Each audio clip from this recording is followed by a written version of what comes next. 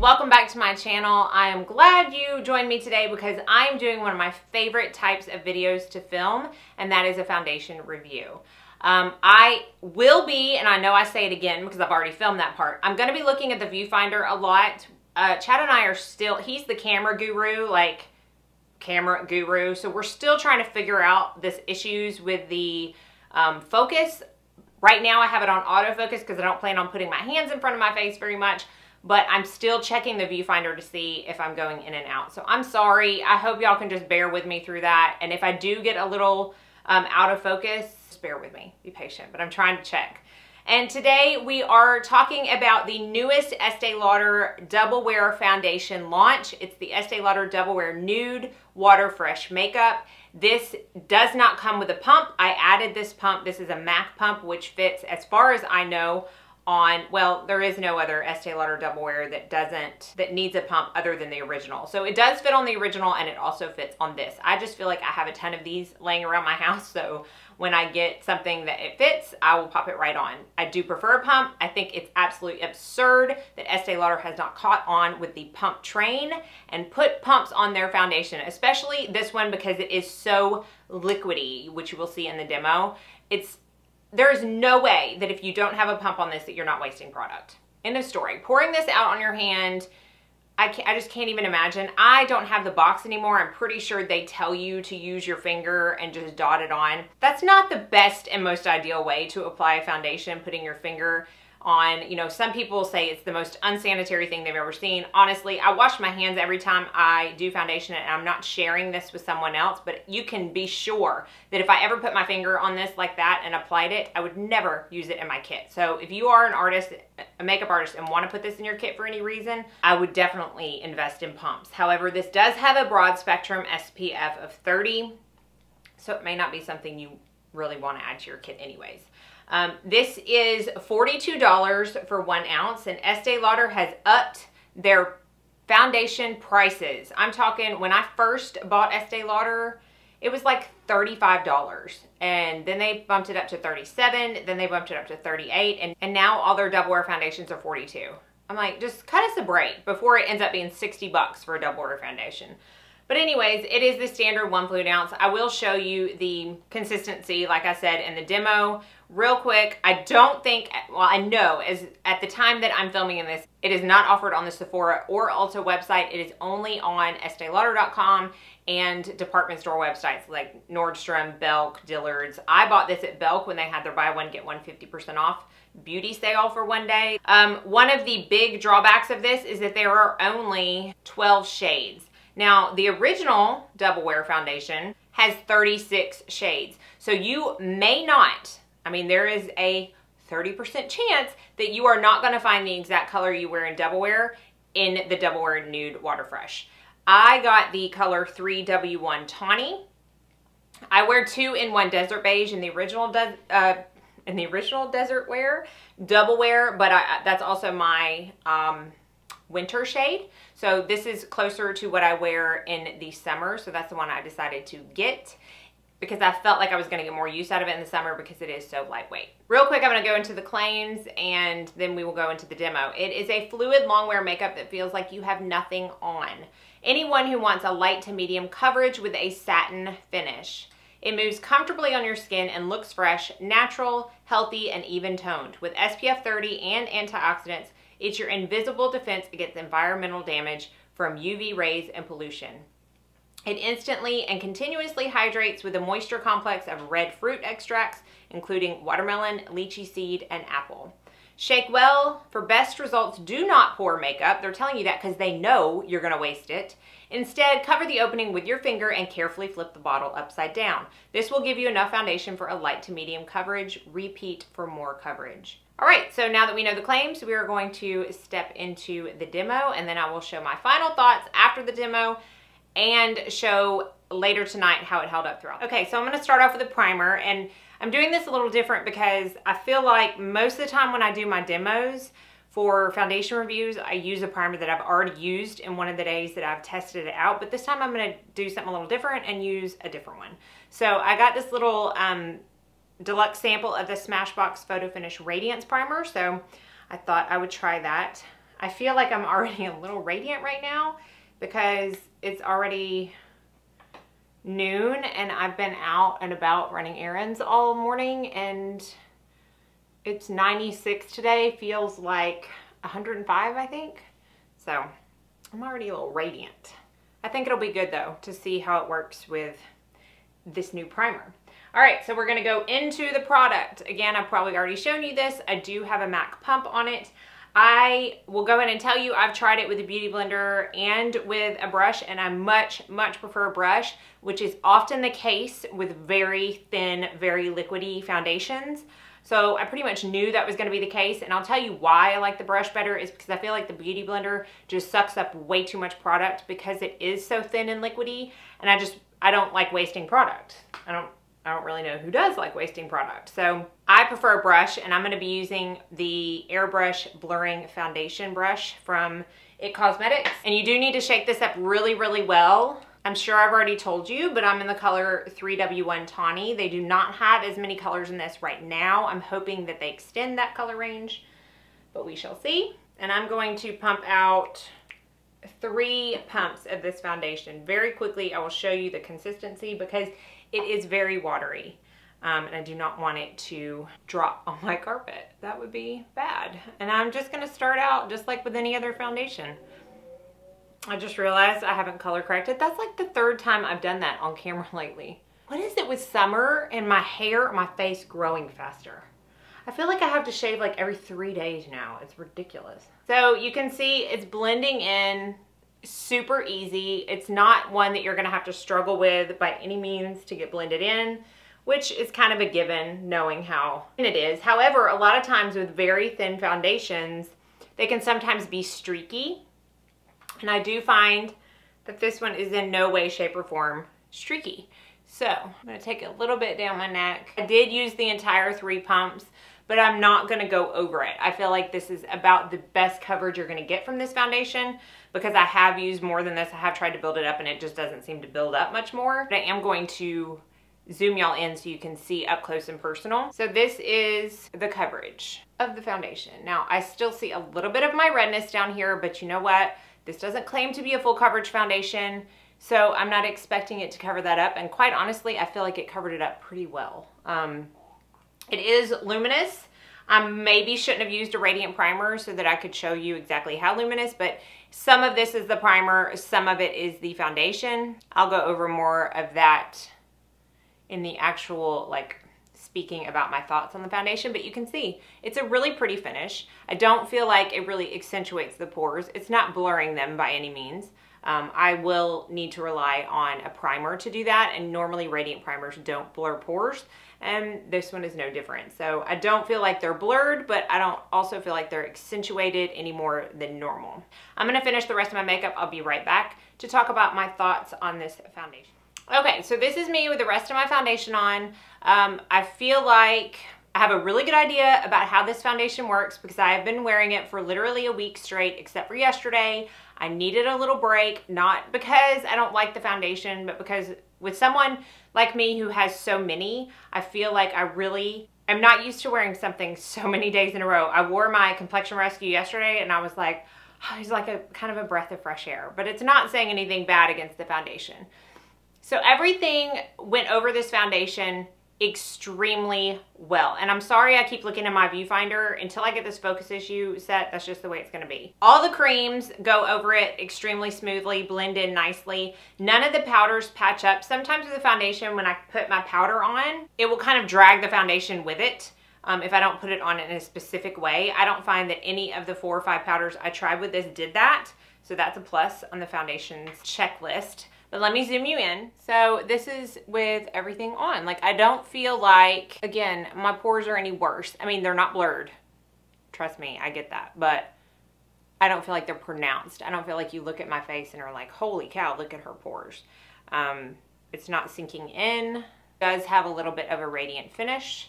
But again, I am wearing that radiant primer. So we'll see throughout the day if that has anything to do with it. I'm just going to take you through real quick the primers and powders that I use with this foundation so that at the end of the day I can tell you kind of which one I like best. Normally I will tell you this time of the video which one I like best, but because I'm trying a new combination today, it's going to take me till the end of the day to see, because this might end up being my favorite. I don't know. I did set with my Urban Decay loose setting powder, the Naked Skin loose setting powder. So that's what I have on today with this Smashbox Radiance primer. Day one, I wore my Color Science primer, the bronzing one that I used in my video on Monday. And I used my Clinique powder, which I don't know if I've told y'all about that. In fact, I just filmed my June-July haul and I don't think I included it. But it's the Blended Face Powder by Clinique. I am loving this stuff. It's amazing. This is in the color Invisible Blend, number 20. So I used that with the Color Science the first day. I wore it for, how long did I wear it? I wore it for 13 hours that day. I put it on at 9:30 in the morning and I took it off at 10:30 at night. And my notes here say flawless and poreless. Now, I do think a lot of that has to do with the primer that I used, because it does make you poreless. At least it makes me poreless. But it stayed all day long. I'm not kidding you. At 10:30, I did not look any worse for the wear in the makeup department than I did 13 hours earlier. So I don't know if it's just the primer or if it's the primer and powder combination, but that one worked really well for me as far as longevity. It was luminous throughout the day, but it wasn't so much that I felt like I wanted to touch up because I felt like I looked shiny versus luminous. It was just a luminous finish. The next day I had it on for about 12 hours, so 10:30 to 10:30. I used my Touch and Soul primer and my Chanel powder, my loose Chanel powder, which we all know is one of my very favorite powders. Again, it was flawless that day. It didn't stay as flawless, I don't feel like, but I still didn't have to touch up and I still didn't feel like it looked like I had worn it for 12 hours by the end of the day. It just really stayed put very well.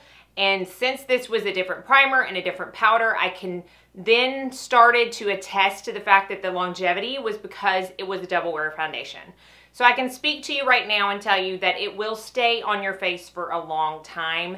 Double wear, I have never had an issue with any double wear foundations. I've tried four different double wears. The Double Wear Light, the original Double Wear, the Double Wear Nude Cushion Stick, and this one. And I can attest to you that all four of them stay all day long. They are double wear quality in the longevity department. The third day I used my Lancer Danny Skin Perfector, which is one of my luminous primers, and my By Terry Hyaluronic Hydra Blur Powder, which I'm beginning to think just doesn't work for my skin anymore. It's always been such a favorite, but lately when I've been trying it, it doesn't set well on my skin. I don't know what the issue is with that, but I got it to work fine. I buffed it in fine. This was a very luminous day, and I think it had to do with the luminous primer. So we're gonna see how this holds up today with this other luminous primer underneath it, because I may come to the conclusion that you need something that's not luminous underneath it, because it is radiant enough on its own, and when you double up, it may be too much for some people. It was a little too much for me that day, so I did touch up a couple of times to tone down the luminosity of it, because I like to look dewy, I don't like to look greasy, and I felt like I was coming a little bit more on the greasy side, even though I don't have oily skin. Sometimes it can look like that when you have too many luminous products on your face. So that's kind of the feeling that I got that day, even though the Hydra Blur Powder is normally very mattifying on me. The luminosity just really, really came through that day. And so today, I wore it another day, but I didn't write notes on it. And so today would be my 4th official day that I'm wearing it, and I can tell you about it. Again, we'll wait till the end of the day, but overall, I do really like this foundation. I personally, so far, like it better than the original Double Wear, only because I don't require a full coverage, and I don't like the full coverage look lately. Y'all know I'm really into the Skin light to medium coverage. Now, I'm not saying this looks like skin. This is not like my Complexion Rescue. It's not even like the 2 products that I used on Monday, the no foundation look, but I don't feel like I look like I'm wearing a mask either. So that's the kind of look that I've been going for, so I can say that I personally like it better than the Double Wear. Like I said, the longevity is the same. I just like the finish better. It's not, obviously it's not matte. It is, I feel like, a natural finish on its own. I will say that I feel like it oxidizes maybe half a shade, which may be a good thing because the shade range is so limited in itself. But so far, I'm really loving it. We'll see how it wears throughout the day. It is a little later today. I think it's close to 1 o'clock now, but I do have a lot of stuff to do. It is so flipping hot outside, and I will be going to the gym tonight, and it's leg day. So leg day is always the sweatiest day, and with it being so hot outside, inevitably I will sweat like a pig. Like, it's not gonna be pretty. So we will see how it holds up through that, and I will tell you if I needed to touch up through the day because of any of the radiance issues, because I did use that primer. So I will be back for you in just a second, and for me in a few hours. Okay, so I'm back after, let's see, it's 8:30 right now, so what does that make it? Only 7.5 hours of wear, so you're not gonna really see like super longevity results, but I did just want to come back real quick, show you how it looked like after a workout. I know a lot of y'all have asked me, like, how can my makeup stay on throughout a workout? I don't really know, but I can promise you that I had sweat coming down my forehead, and I had a big pool of it right here, and I sweat under my eyes. It's the weirdest thing, but I do, and I had a lot of sweat there. And I had a lot, you know, where my pores are, so I just blot it off. I don't swipe or anything, so maybe that's how it looks better. I don't know. But as you can see, it held up really good during the workout. I will say it is not what I would say transfer proof. I kind of test that when I go to blot it after my workout. I blot the sweat off. I look at the towel and I see whether or not it has a lot of foundation on it, and that's kind of how I determine whether I find it transfer proof or not. It did have quite a bit of foundation on it, so I'm not going to say it's transfer proof by any means, but it doesn't claim to be waterproof either, so you know, it is what it is with that. But I still think it held up really well throughout a very intense workout. But I don't think it's going to be coming across camera, but I did get way shinier than I personally prefer. I did have to touch up like almost an hour after I stopped filming, just in my T-zone with the Charlotte Tilbury powder. It was just a little too luminous. So what I have decided and come to terms with this foundation is two things. A, I do like it better than the original Double Wear, as I've already touched on, and B, I don't like it with luminous primers. I just don't think that it is the effect that I want. I want the more natural satin finish that it claims to give versus a luminous finish that borders on greasy. So I think that I just prefer to wear it with either mattifying, I don't really have mattifying primers, but normal primers that don't have added luminosity to it is what I prefer. Now, bottom line is, do you need this foundation? If you are a Double Wear fan, hardcore, because I know there are a lot of y'all out there, probably not. If you are kind of done with Double Wear and how mask-like it can sometimes look on certain skin tones, or if you have dry skin and you can't really get a Double Wear to work for you, then you might want to give this one a try. So, you know, I don't know, it's going to be up to you. I don't think it's a necessity, but I'm glad I have it because, like I said, I do prefer it, and I think that it looks more natural on the skin than the Estee Lauder Double Wear in general. And I'm not trying to hate on that foundation. I know I'm not like singing its praises by any means. I don't dislike it by any means, but my favorite way to wear it is mixed with a luminous foundation, and I feel like this kind of gives that same effect. As when I mix my Double Wear with a luminous foundation, this is just that effect in one bottle without having to mix it. So that's, I think, why I like it so much, and because it is such a good long wearing foundation. So hopefully that, you know, helped you determine whether or not you want to give this one a try. I'm not gonna not say get it, because you know, it's a foundation. We all need more foundation in our life, don't we? No, Lord knows I don't need it, but I got it anyways, and I am not sad I did. So hopefully this answers some of your questions. If you have any additional ones that maybe I didn't go over, please list them down in the comment section. I just, honestly, I've already edited the first part, and this is just gonna be way too long. I one day will make a review that's less than 15 minutes. It's just not gonna be today. So thank you so much for watching. Be sure and subscribe if you haven't already so you don't miss out on any future videos. And as always, I hope you all have a very blessed day.